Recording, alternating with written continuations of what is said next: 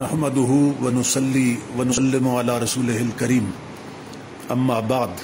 فاعوذ بالله من الشيطان الرجيم بسم الله الرحمن الرحيم يا ايها الذين آمنوا ان جاءكم فاسق بنبأ فتبينوا ان تصيبوا قوما بجهالة فتصبحوا على ما فعلتم نادمين صدق الله مولانا العظیم۔ محترم مشائخ و علماء کرام اور معزز سامعین، اللہ رب العزت کا شکر ہے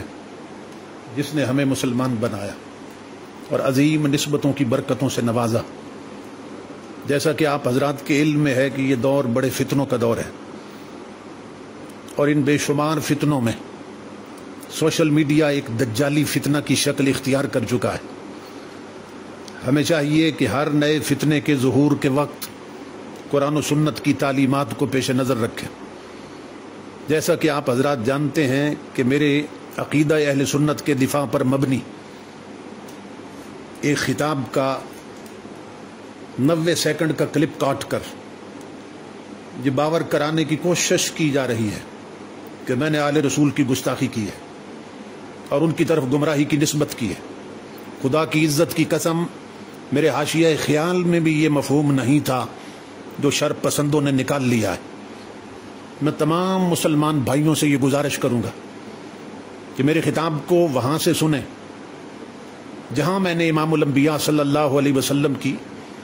افتراق امت پر مبنی حدیث پاک کی تشریح شروع کی ہے۔ میں نے جس آل رسول کو اصحاب رسول کے ساتھ ذکر کیا ہے اور صحابی بننے کے وقت تک محدود کیا، اس کا یہ مطلب نہیں تھا کہ یہی آل رسول ہے جو اصحاب رسول کے زمانے تک ہوگی۔ اس دور کے حوالے سے میں صرف یہ نقطہ سمجھا رہا تھا کہ امام الانبیاء صلی اللہ تعالی علیہ وآلہ وسلم کے ظاہری زمانہ حیات میں کوئی خاندان رسول کا فرد اس وقت تک آل رسول نہیں بن سکتا تھا کہ جب تک کلمہ پڑھ کے پہلے صحابی رسول نہ بنے۔ اللہ رب العزت حضرت علامہ پیر سید عمر مزمل شاہ صاحب دامت برکاتہم العالیہ کو سلامت رکھے، جنہوں نے مجھ سے بھی بہتر اس نقطے کی وضاحت فرما دی ہے۔ ظاہری زمانہ حیات نبوی میں جب خاندان نبوی کے کسی بھی فرد کا آل ہونا کلمہ پڑھنے اور صحابی بننے پر موقوف تھا، تو میں نے صحابیت کو عنوان بنا کر دونوں کا ذکر خیر کیا کہ صحابی گمراہ نہیں ہو سکتے ہیں۔ تو ہر شخص سمجھ سکتا ہے کہ جب اصحاب میں آل کا شامل ہونا ناگزیر ہے اور اس کے بغیر ان کا آل ہونا ثابت ہی نہیں ہو سکتا تھا، تو نتیجہ یہ نکلا کہ نہ آل رسول گمراہ ہو سکتی ہے نہ اصحاب رسول گمراہ ہو سکتے ہیں۔ یہ مضمون یہاں ختم ہو جاتا ہے۔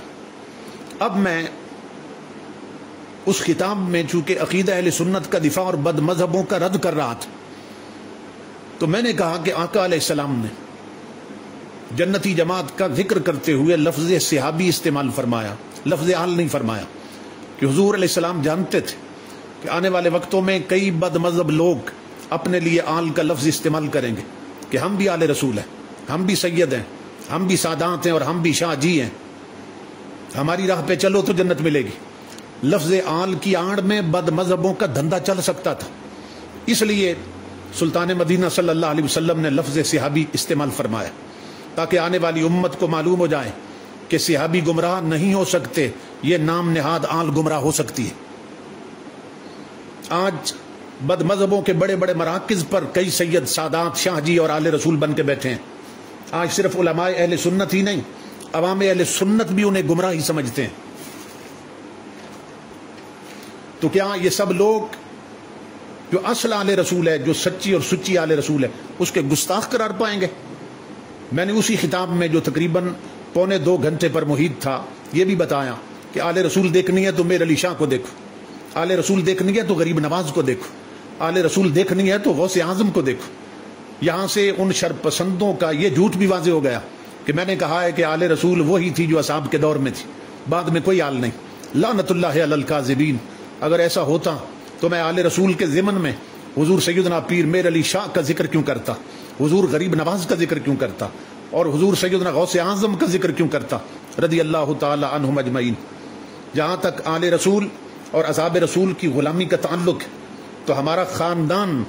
یہ تو پیدا ہی ان ہستیوں کی محبت پر ہوا ہے، گھٹی بھی ان کی محبت کی دی گئی ہے، ہم تو ان کے غلاموں کے عنوان سے پروان چڑھے ہوئے ہیں۔ میرے بڑے بھائی جان کا اسم گرامی صاحبزادہ محمد ابو بکر ہے، میرا نام محمد عمر ہے، مجھ سے چھوٹے کا نام عثمان ہے، محمد عثمان، اور ان سے چھوٹے بھائی کا نام محمد علی ہے، اور ان سے چھوٹے بھائی کا نام محمد حسن ہے، میرے اپنے بیٹے کا نام حسنین ہے، میرے بھتیجے حسنات چشتی صاحب کی بیٹی کا نام فاطمہ ہے، میرے بھانجے کے بیٹے کا نام حسین ہے۔ جس گھرانے میں علی بھی ہو، فاطمہ بھی ہو،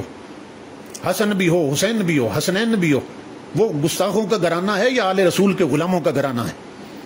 حضرت شاہ نصیر الدین نصیر رحمۃ اللہ تعالی علیہ کے یہ اشعار میرا عقیدہ بھی ہے، میرا وظیفہ بھی ہے، جو میں کبھی کبھی خطاب میں پڑھتا بھی رہتا ہوں کہ حب شبیر نہیں ہے تو عبادت ہے حرام، نہ نمازیں نہ وظیفے نہ سجود اور قیام،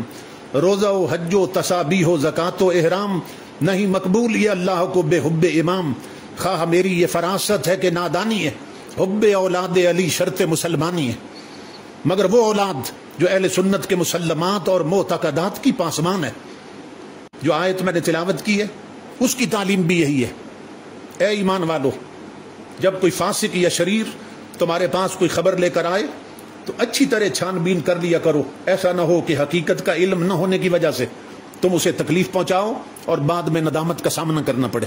اللہ رب العزت ہم سب کا حامی و ناصر ہو اور مسلک اہل سنت